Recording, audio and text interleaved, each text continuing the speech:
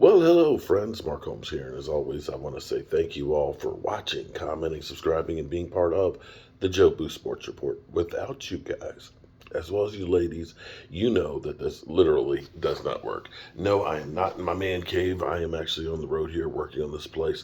Seems like I just went to bed, but I've got to get up and get some things done before the inspection here this afternoon. And then I'll be back home at the man cave taking care of business. In the meantime, you know the news doesn't end with the Dallas Cowboys.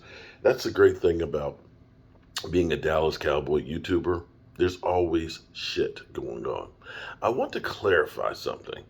I did a video yesterday talking about something to worry about for the Eagles. Now, let me be clear. Let me clarify this because Eagle fans will take it as, oh, he's wishing a guy gets hurt. It's not what I was wishing at all.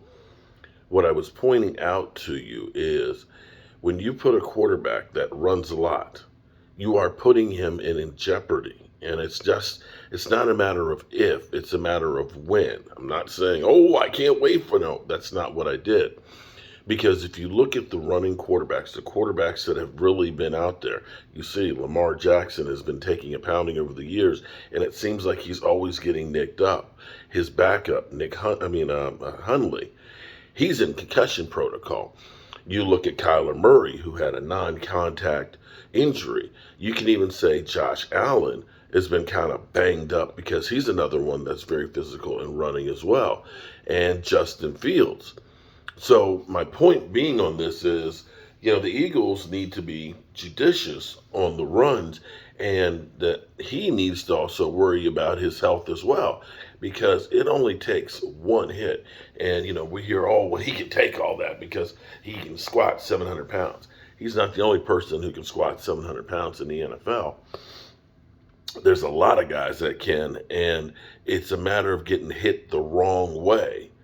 And the more you go ahead and go to the well, the more the chances are that that's going to happen. It's not a matter of wishing. I'm just saying it's a warning. So you've got, those guys are fast out there, and they come like a ton of bricks. And speaking of Jalen Hurts, now this will probably be taken as a swipe at Jalen Hurts, of course. I hope when we play the Eagles that Micah Parsons gets like 3 or 4 sacks. That's what I hope, because this will definitely be locker room material, so to speak. We look at the Eagles. Is it Hurts or the team? I think it's a little bit of both, man.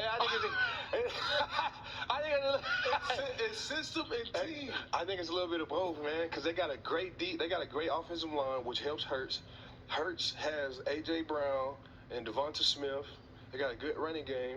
Miles Sanders. They scheme that they have. O-line. I mean, bro,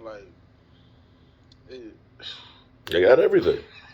And this Eagle Cowboy coming up, ain't it? Yeah, it's coming up. I'm not trying to make no enemies. I just love the game so much, and I understand it so much that I can't. I when things are off, I just can't hold it in. I almost gotta say something. Yeah, you're right. They got a great team, great defense. But everyone has their own opinions. But they got Jalen Hurts is He's good. He's good. We look at the Eagles. Is it Hurts or the team? Okay. Is that throwing shade on Jalen Hurts and the MVP? You decide on that one. I don't know. You decide if that was throwing shade or not. Now, this is another piece that this has nothing to do with the Cowboys, but I thought that this was actually kind of funny last night, that basketball game halftime show that Shaq and crew were making fun of Skip Bayless and Shannon Sharp. Let's listen to that. Who? I met Richard Petty one time. It was pretty cool. Meet the King. So the reason Kenny. Lucky the Godfather. Smack Chuck right now. You want to smack me on TV? I bet you I will. Say I won't. You won't? Let it go. Let it go. Christmas season. Christmas. Chuck, I will smack you right now. Christmas. All right. Christmas, man. Hey, Look funny. We're heading into Black History Month. Hey, You gonna look funny with inside the NBA on your Too damn much boy, away, man. hey, Too much. Hey, Black History Month. disrespect Mickey and Steve Taylor. man, It's too much away. Chad, what are you? I'm trying to figure Hey, Disrespect Mickey. insult me again. No. Put your glasses That's back what on. you do. Put your glasses back on, Chuck. That's what you do. Can we hear your point? You- Can we hear your point? Every time you don't insult me. 30 seconds. You got 30 seconds, Chuck. Can we hear? Who? Rich. I met Richard Petty. Oh man. Okay. Yeah, they got jokes. Apparently, either we were bamboozled by the whole situation that it was fake drama for your mama, or they handled it behind closed doors where Skip Bayless didn't have to do anything in public. But that whole thing was in bad taste. If it was a setup and just that's was just bad all the way around. And final news this morning as the Cowboys get back to work. Be back on the practice field. James Washington, of course, will be practicing, as well as Tyron Smith to get ready for this game, as well as T.Y. Hilton. T.Y. has an incentive of a $200,000 incentive of playing this weekend. We don't have any word yet if he is actually going to be on the field this weekend against the Jacksonville Jaguars. I kind of have a feeling that he'll be wanting to play against the Jaguars, get some reps under his belt before playing against the Eagles. That's just me. I could be completely wrong that they may say, no, we're going to wait until the Eagle game to get on there. But I'm sure he would love to get that $200,000 for playing in that game. And it would be nice to get a few plays before the Eagles. But the Cowboys did have a signing. We signed another nose tackle with Jonathan Haskins having the torn pectoral muscle. You know, Jerry Jones in his optimism says that he's done for the regular season, but could possibly come back for the playoffs. Torn pectoral muscles don't usually work that way. It's kind of one of those things you're just done. So that may be Jerry being Jerry. But they did sign Anthony Rush, which I gotta say, that's a perfect name for a defensive lineman. It would actually be perfect for a defensive end. Anthony Rush on the big pass rush. Okay, he was waived off the Eagles practice squad. That's right. We got an Eagle player, so we can actually double up here because maybe he's mad at the Eagles and he's sharing some of the playbook. This is typically one of the things that you do or teams will do is you sign a former Cowboy player so that way you can get some inside intel on the opposition. But not only that, Rush is another one of those big wide bodies. He is 6'5", 350 pounds. And so putting him together with Quentin Bohannon, we're trying to get some extra beef in the middle to help stop the running games, which has been our, bugaboo. You need a lot of beef in the middle. I really, really wish we had not lost John Ridgeway. That was one of the mysteries to me on that one, that you ended up putting him out there. It must have been something else, or they thought that nobody was going to pick him up. But that was one of the dumbest moves that the Cowboys made, exposing him. Defensive linemen need some time and seasoning to really get good, and he's actually playing decent for the Washington Commanders, and I dare say that we could use him right now. So that's where we are this morning. Nothing major. Hold on for 1 second. And we're going to bring it home with how the Cowboys and a couple other teams fueled the haters. Teams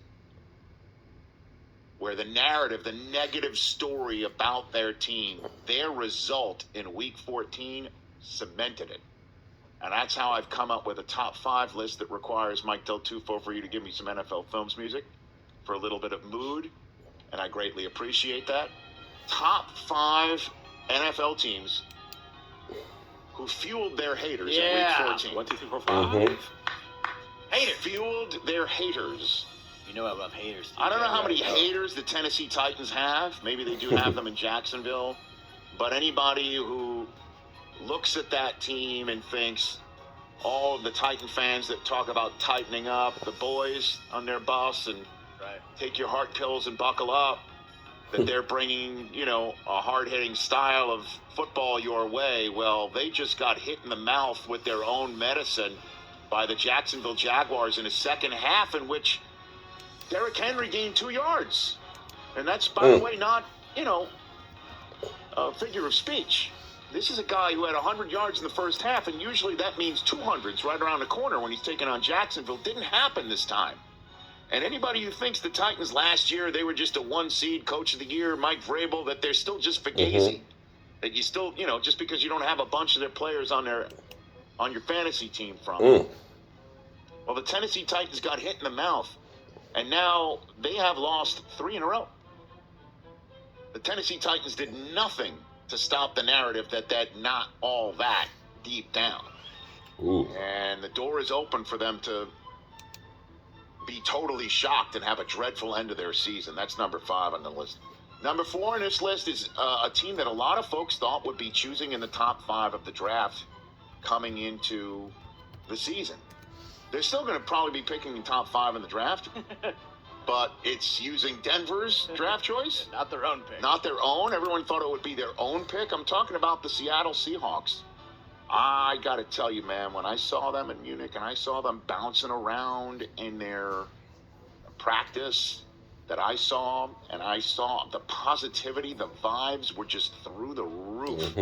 I mean, they were all buying what Pete Carroll was selling, and I'm sure they still are, and Gino was getting MVP talk. And I thought for sure they would not only beat the Tampa Bay Buccaneers, but go into their game in Week 15 on a Thursday night against the San Francisco 49ers with a chance to win the division that night. That's the momentum that they had going into that Munich game. But they lost that Munich game to Tampa and then went on a bye and then lost in the last second against the Las Vegas Raiders team that usually blows a bunch of leads, doesn't come back from them. And then they wound up needing a last-second win to avoid a shocking loss against the Rams, and then the Carolina Panthers just ran all over them. And I know Gino said at one point that he thought there was an offsides penalty. 3 guys he saw going offsides, which is why he threw one up for grabs for a pick. And he's right, but the Seattle Seahawks maybe aren't all that after all, and Gino's not all that after all. That fueled some haters losing to Carolina this week. Number 3 on the list. Minnesota Vikings. Minnesota Vikings have 10 wins. Take a look at the standings. They've given up 1 more point than they've scored this year. Isn't that incredible? That's amazing. They have a negative point Although, differential. a lot of that's because of the Cowboys. They do. How? I don't know, man. Well, I think Dallas beating them 40-3. Yeah, that didn't. When you're minus 37 on one particular day, that kind of helps erase what Justin Jefferson might be able to put on the board and so on and so forth. But anybody out there thinking, okay, nice offense you got there, Minnesota. Yeah, Kirk Cousins taking his shirt off on planes, but now he's assuming a crash position. They still have 10 wins. They're still going to print a playoff ticket. The folks in Minnesota are going to still be doing the Skol chant in a home playoff game in January. That's going to happen. But last week's loss in Detroit, where Did not help them. put a ton of points on them, and Detroit made the big play at the end of the game with their tackle eligible in motion play. What a play. Minnesota didn't do themselves any favor, fueled the haters' fire by going ahead and losing in Detroit and not being able to pop their playoff tickets out to their season ticket holders on the spot. Number 2 on this list, or should I say Tua on this list? You see what I did? Miami, fading Miami fast. Dolphins. Oh, man, that's 2 clunkers in a row. You could sit here and say, well, San Francisco's winning the division. Well, they also had Brock Purdy thrown in the game. You could say, well, it's Purdy mania, Purd sanity. Oh, how about this one? Purdamonia. Oh. Going on in Santa Clara. Purdamonia. Thank you. Could say all that, but hey, he was coming in a game cold. And then the Chargers without 6 starters on defense. There is a lot to pick apart right now for Miami, and they're going into Buffalo on a short week on a Saturday They night. had heaters. Where it's going to be like 20 degrees. They had heaters. Miami's going to bring that game. At SoFi. Tyreek better bring all his Kansas City cold weather success with How him. you have heaters in L.A. on the So sidelines, Dolphins and you're did going no to Buffalo? favors and fueling and quieting their haters. They just add fuel to the flame. That Tua is really not all that, and the Dolphins are imminently beatable. But number one on this list, the number one team that fueled their haters, because there's a legion of them, with their Week 14 result, is, interestingly enough, let me make sure, I just really figured it's not the only team that actually won on this list. Hey. It's Dallas Cowboys. Hey. Fueled the haters. Just when you thought the Cowboys are just putting it all together and just sticking their foot on the throat of the lesser opponents and not playing down to their opponents, those days are over. Those days are over after they turned a 21-19 lead over the Indianapolis Colts on a Sunday night into a 90-19 victory. They came in against Houston and laid a big fat goose egg, and man, did they need Tank Lawrence shooting the gap on that third down play. And yes, T.J. Jefferson, they did come up with a 98-yard game-winning drive at the end in order to pull this thing out to win the game. And that in the past, this goose egg would have actually led to an L instead of a W. We would have won this game. Understand. Mm-hmm. But Put some respect on what the hell was that? They had Davis Mills and Jeff Driscoll Threw us off. spinning it all over the place. We didn't prepare for two QBs. Defensively, they couldn't put pressure on either of them. Davis Mills was slinging it. Just a Jeff bad Driscoll was rolling out and slinging it. I mean, come on, man. This is the time you're supposed to say, we are going to win this division. We're going to catch the Philadelphia Eagles. We're going to prove to everybody that we are the number one team in the NFC. We're going to get that top seed. We're going to run them down. And we are going to show everybody that whatever the hell happened last year in the playoffs is out of our system. Playoffs? And then they needed every last tick on the clock to beat the Houston Texans. What the hell was that? Get your damn act And together. that's my top 5 list of the top 5 teams that fueled their haters. Hated Week it. 14. There you go. There you go. I'm fueling It's true. my haters. Everybody else on there lost.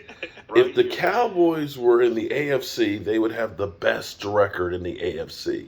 They have the second best record in the NFC, and it's still not good enough.